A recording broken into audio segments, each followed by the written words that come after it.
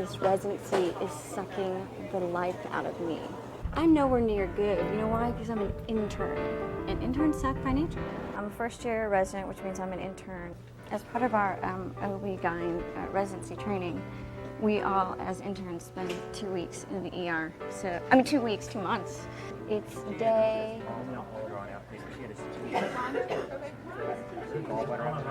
I think it's day 5. This is my 5th day in the ER. Oh, yeah, that's what I figured. Yeah, I did a little bedside ultrasound, and the baby looked kind of small for... Yeah. Okay, thanks. Bye. Looks like our patient has got a fetal demise. There was no heartbeat, and there definitely, absolutely should be one at this age, and no fetal movement, and I kind of thought I saw that on the little bedside ultrasound, but I was like, it's a small ultrasound, it's fuzzy, you can't really tell well. I doubted myself. Hey. I'm sorry. I'm so sorry.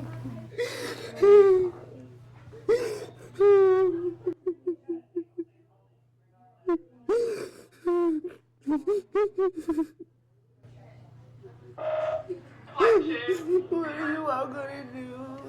Well, it's kind of up to you, okay? You'll need is what we call DNC, a dilation and curettage, and that's when we just go and we scrape the tissue out. It is not emergent. If you want to go home and get your stuff or come back tomorrow, maybe do it, we could schedule it this week, give you some time to kind of, come to terms with everything, or if you just want it out right now, I can call OB and tell them and they'll be done right now. So it's kind of, if you don't want to do it painful? No, you'll be put under anesthesia, so you will not feel anything. You want to wait and someone like your mom or someone can be with you, or you want to just get it done now? I really did. Just get it over with. Okay. So let me call them and I'll get them down to come talk to you. And we'll get you all set up, okay? Okay. Thank you. I think empathy is a challenge, and I think it's something we should all strive for in order to be better doctors, so I try. Oh, brain that's awful.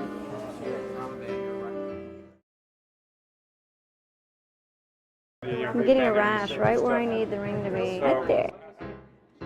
I would like a ring, I'm waiting, but it's okay. It'll happen. I'm gonna be patient and good about it. Still, something to wear would be nice. Ben, my boyfriend, we met in medical school. I was actually dating someone else at the time.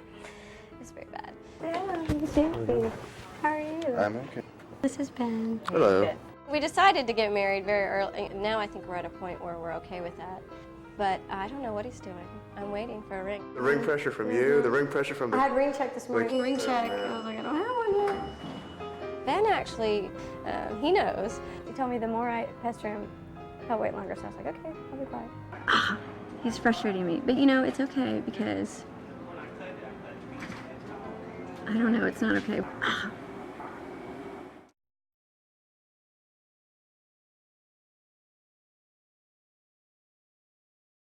This is a bag that we take for the procurement for heart transplant. A donor heart has become available for a baby at Vanderbilt. It's the canister, we'll put the heart in. It'll go from here, it'll go in a sterile plastic bag.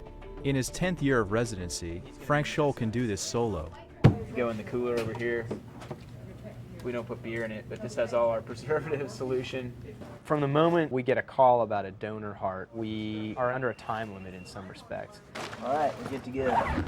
It's a huge undertaking to put a heart transplant together. Why did Al Gore get a belly ring? Because I guess you can't put that on there. Can't all be serious, right? Being able to laugh at yourself keeps you sane. The funny thing is taking a limo is a heck of a lot cheaper than taking an ambulance. We're off again to get a heart for a little girl who's had an operation in October and has basically been waiting for 3 months. Chilly outside.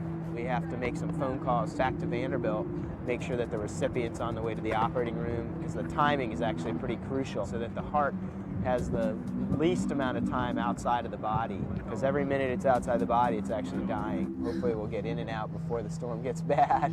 This kid needs some luck. Hope the weather holds. We were working a bit under a time crunch because there was a huge ice storm coming to Memphis. We got to get in and get out. I need to talk to Dr. Christian. Hi. Heart's good. The issue is there's a huge ice storm here. Time is precious and hard. You can't control time. Okay, where's it going? Where's the UW? It's over here. Looks great. There you go.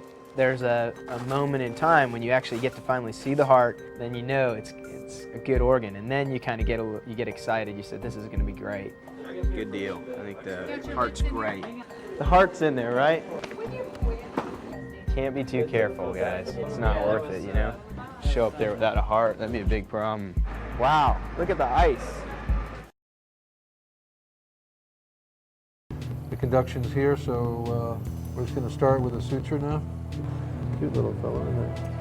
Pediatric heart transplants can be a little bit more challenging and more involved than a straightforward adult transplant. Okay, I'll need a 20 and a 16. She had an abnormal vein draining the left side of her body. So now we're going to do the left atrial. And we had to figure out a way to get that back to the right side of the heart. And we're using the donor pericardium that we took. So we're going to use that piece of pericardium in there, right there. The pericardium is the lining of the heart. Got to get a chest tube on this side. We created a new septum with that. Okay, we'll take the rest. Once you've sewn it all back together and connected everything upright, you just take the clamp off the aorta that restores blood flow back to the coronary arteries, and it beats. And it starts beating. It's great.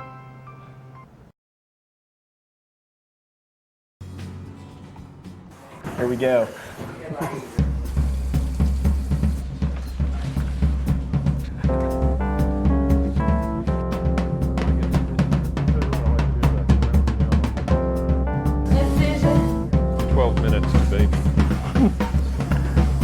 Yeah, it is kind of weird not doing anything, but you know, it's my wife, so I don't really want to do anything. I had a lot of hats on that day. Trying to be husband, father, a photographer, videographer, and then trying to not be a doctor. They gave me a chair to sit in. The nurse was like, there's your chair, and it's like this chair that's way over on the side of the, not even close to like where you could see anything. It was actually almost like behind Dr. Brown. And I'm like, there's no way I'm gonna be able to stay in this chair. And I was like, okay, well I can stand on the chair and see, or I can just walk around by the anesthesia screen where I go all the time when I wanna watch an operation. So that's what I did. A nice clear fluid. Membrane. Yeah, so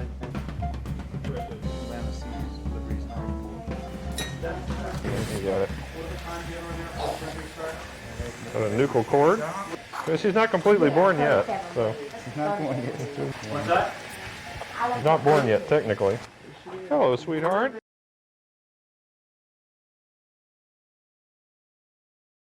I guarantee you, in the next 15 minutes, something bad is going to happen.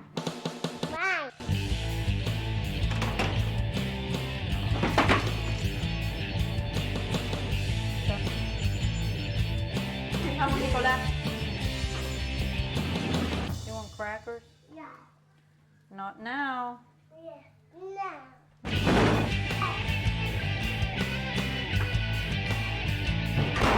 Luckily, Laura gets there about 6:45, and that's a big help. Living in a town where you have absolutely no family and you have 2 children, she is the only way I can finish my residency. Nicholas is just like his father. He's very meticulous about his clothing. Even though he looks good right now, it's not what he wants to wear. So he's having a fit about it. That's mornings for me.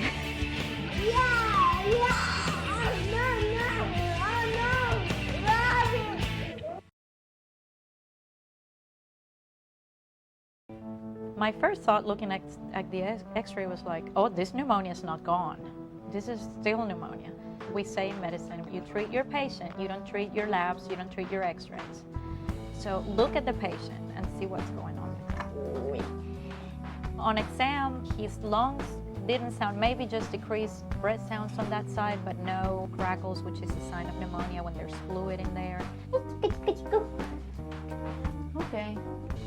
I know. This can't be pneumonia. And it could be what we call atelectasis, which is kind of a collapsed side of the lung. What happens when you have atelectasis, your trachea, it's pulled to that side. And I think his trachea is sort of deviated to that side. I'm not going to treat the x-ray. Voy a llamar al radiólogo a ver qué es lo que piensa, porque a mí me está pareciendo que eso no es pulmonía. I just don't think this is pneumonia. I have a feeling it never has been. In February of 2002, Samuel's twin brother Zachary died. When you have a child die, your innocence is gone.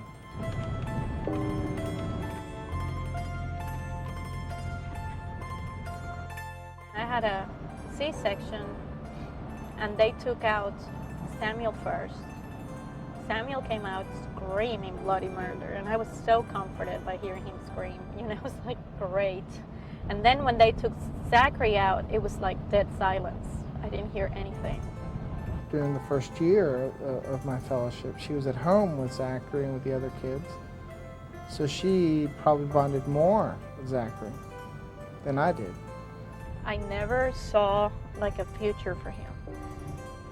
I didn't think of him as 5 years old. I never thought of him as, you know, going to college or going to school. So I knew that wasn't going to happen, and I kind of feel bad about that.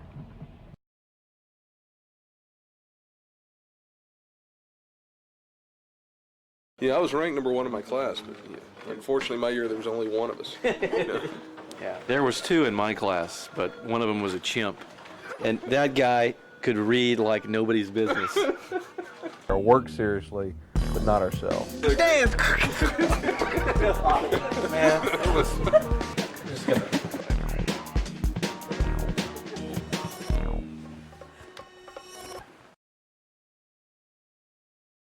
Let's go rack while we can. And go sleep. Man. Killing me.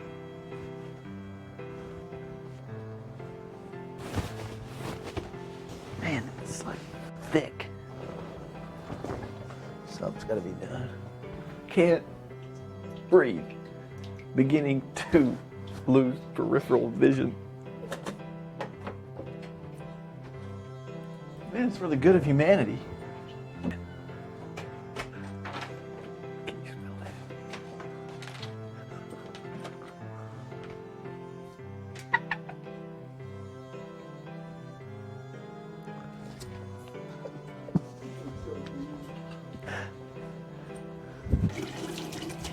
I'm a problem solver by nature.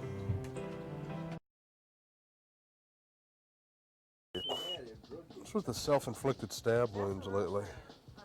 To neck and leg. My job on trauma is I'm the 4th year trauma chief, and I'm kind of the overseer of everything that goes on in the day-to-day of trauma. As far as I'm concerned, you know, he's kind of my boss. If he was a general and I'd be the lieutenant, and I kind of tried to learn along the way. Just after midnight, a man is rushed to the trauma center after stabbing himself with a hunting knife. 1, 2, 3. When he came in, he had a lot of drugs on board. He was saying that he was God, and you know, he's asking everyone to pray to him, not pray for him, but pray to him. Can you move your feet for me, sir? Praise Mr. God. Praises God. People come in and they're out of their minds on drugs or alcohol or whatever. That kind of stuff bothers me because you don't know really what's going to happen. I mean, those are the kind of guys that can at any moment jump up and like do one of those Sylvester Stallone kind of deals and just break your neck. We need 100 Aladdin King in the room. It scares you.